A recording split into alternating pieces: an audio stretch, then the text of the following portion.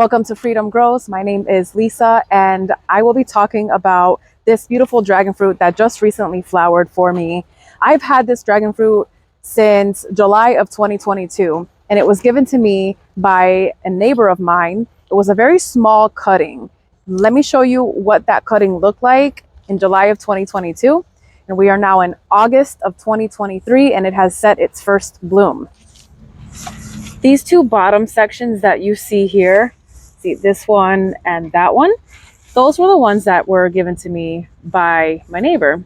And I had planted it in some soil, and a year later, it has grown all of this. And of course, you see here, this is the flower that had recently bloomed.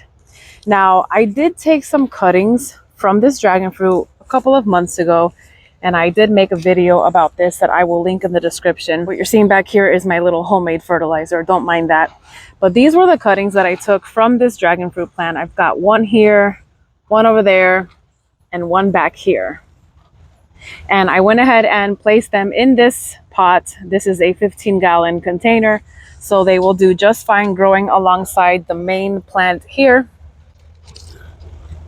Now, I have been away from the garden this summer. It's been extremely hot, but I've also been really busy in my personal life and haven't really been able to dedicate much time to the garden, unfortunately. Now, I did take a trip, and when I came back recently, I noticed that there was a bud forming on this plant. Huge. It was huge. It was larger than the size of my fist. And I was like, oh my goodness, it set its first flower. And just a few days later, it actually bloomed. Now, they do bloom at night. So if you're going to assist in pollination, you do have a very short window because they don't even last a whole 24 hours, the flowers meaning. So it blooms at night, and then by next day, maybe late morning, the flower is already closed. So you do have a short window to pollinate. If you're lucky, you can catch it blooming that same night. Just come out starting anywhere from 8 p.m. to 10 p.m. You'll start to see it opening. And if you don't have that time or you can't get out to it at night, just come out very early in the morning so that you can at least catch it before it starts closing up. And you can assist with that pollination because, of course, at night, you usually don't get all of the pollinators that we get during the day, like the bees and the butterflies. They're usually gone at night. Some of them don't need to be pollinated. They are self-pollinating, but I wasn't sure which one I had, so I wanted to definitely assist it just in case. Now I'll go ahead and show you the process I took to pollinate this flower. What I'm doing is removing the pollen from that circular part of the inner flower. Those are called anthers. That's the male part of the flower. And then the other part that's there at the bottom is called the stigma, which is the female part. So I'm trying to put pollen inside this little container, and I did collect some, although it is hard to see. And I'm going to transfer some of this pollen onto the stigma. You can use a paintbrush, a toothbrush, a Q-tip, whatever you have. And I'm going to just keep rubbing the Q-tip along the anthers to try to collect as much pollen as I can. And I'm going to go ahead and transfer it onto the stigma. What I can also do is pull off a few of the little tips of the anthers and just drop them right into the stigma in order to hopefully increase the chances of pollination.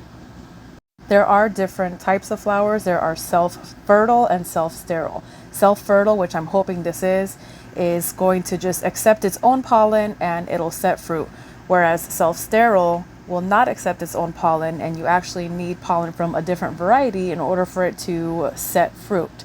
I'm hoping this one here is a self-fertile variety.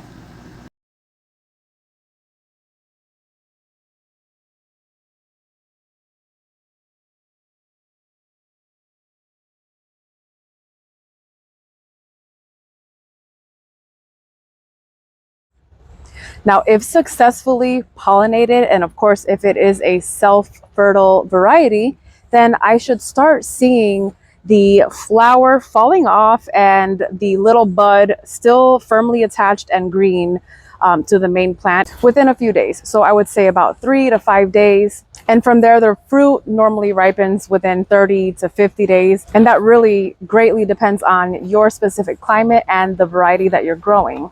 Let me show you what I'm talking about as far as the little bud that stays attached to the plant while the flower falls off. This part right here, this flower should fall off within another, I would say 3 days. It's been about 2 days since I pollinated it. And then this here should stay green and firmly attached. If it starts to turn yellow and starts to come loose, where it's not really attached to the plant anymore, or it looks like it's about to fall off, then the pollination was either not successful or it is not a self-fertile variety. If it is self-sterile, then I'll have to find pollen from another variety in order to successfully pollinate this one, but I'm hoping that's not the case. Thank you for sticking around. If you want to catch more videos like this or to see the update on this beautiful plant in the future, go ahead and subscribe to the channel and like this video if you haven't already. I do greatly appreciate your support.